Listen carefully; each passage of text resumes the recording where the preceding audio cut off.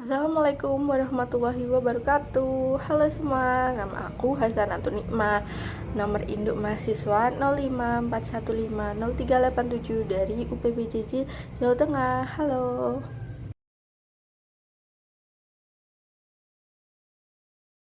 Dari materi inisiasi yang saya dapat dari e-learning, ini media yang bisa saya jelaskan mengenai konsep dari term.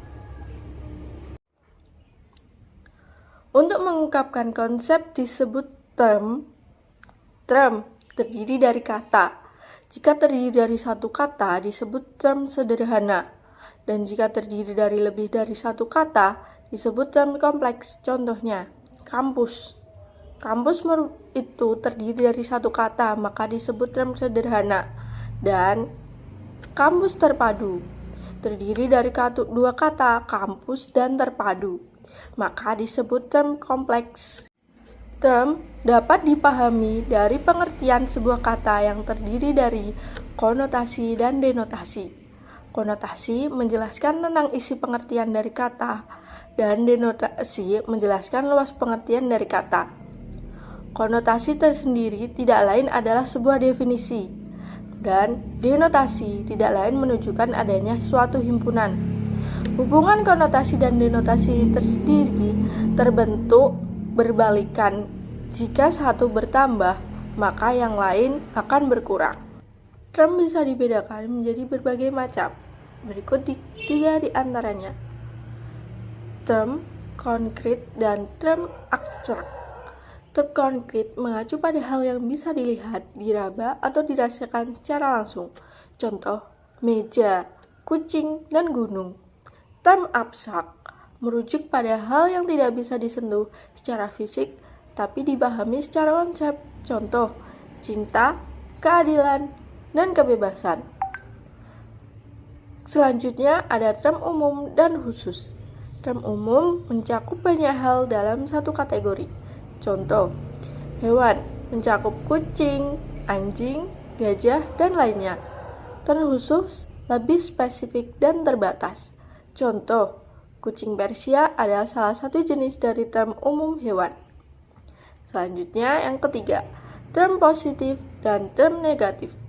Term positif menunjukkan keberadaan atau sesuatu yang ada. Contoh, keberanian dan kebijaksanaan.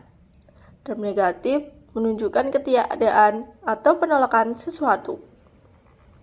Contohnya, tidak setia dan tidak adil. Selanjutnya, kita akan membahas sesat berpikir atau logical fallacy. Bisa teman-teman lihat bahwa kekeliruan terhadap prinsip dasar penalaran di atas dikatakan sesat berpikir yang menghasilkan kesimpulan yang tidak sah. Menurut Irving M. Copy, sesat berpikir dibedakan menjadi dua, sesat berpikir formal dan sesat pikir informal. Sesat pikir formal terbagi dua, sesat pikir pertalian dan sesat pikir kemaknagandaan. Lalu, para ahli logika mengembangkannya menjadi tiga macam: sesat berpikir formal, sesat berpikir verbal, dan sesat berpikir material. Sesat berpikir formal disebabkan oleh kekeliruan penalaran terhadap bentuknya.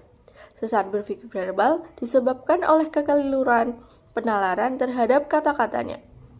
Sedangkan sesat pikir material disebabkan oleh kekeliruan penalaran terhadap isinya.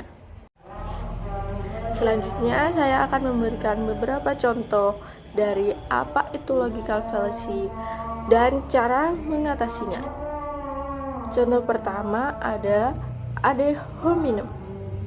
Ad hominem adalah kesalahan dalam penalaran yang menyerang orang yang mengajukan argumen, bukan argumen itu sendiri. Contoh, Anda tidak berhak mengatakan itu karena Anda tidak memiliki pengalaman bidang ini. Itu salah satu contoh argumen yang mengakibatkan sesat pikir. Cara mengatasinya, fokus pada argumen itu sendiri, bukan pada orang yang mengajukannya. Contoh, saya tidak setuju dengan argumen Anda karena, dan berikan penjelasan ini sesuai dengan topik utama dari pembahasan sebelumnya. Contoh kedua adalah straw man. Straw man adalah kesalahan dalam penalaran yang menggambarkan argumen lawan sebagai argumen yang lemah atau tidak masuk akal, sehingga lebih mudah untuk diserang. Contohnya, jadi Anda ingin membiarkan semua orang melakukan apa saja tanpa konsekuensi. Cara mengatasinya yaitu pastikan Anda memahami argumen lawan dengan benar dan jangan menggambarkan argumen lawan sebagai argumen yang lemah atau tidak masuk akal. Contoh ketiga dari logical fallacy yaitu false dikotomi. False dikotomi adalah kesalahan dalam penalaran yang menyajikan pilihan yang terbatas sehingga lawan dipaksa untuk memilih antara dua opsi yang tidak diinginkan. Contoh, Anda harus memilih antara keamanan nasional atau kebebasan individu. Cara mengatasinya, pastikan Anda mempertimbangkan semua opsi yang tersedia dan jangan memaksa lawan untuk memilih antara dua opsi yang tidak diinginkan. Jadi, kita telah belajar bahwa term itu penting dalam berpikir dan berkomunikasi secara logis, serta bahwa logical fallacy atau sesat pikir harus dihindari agar kita bisa berpikir secara kritis dan adil. Semoga penjelasan ini bermanfaat.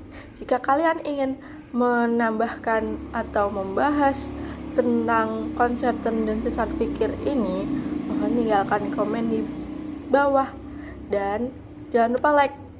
Berikan kesan baik terhadap channel ini. Sampai jumpa di video selanjutnya. Aku akhiri. Assalamualaikum warahmatullahi wabarakatuh. Bye bye.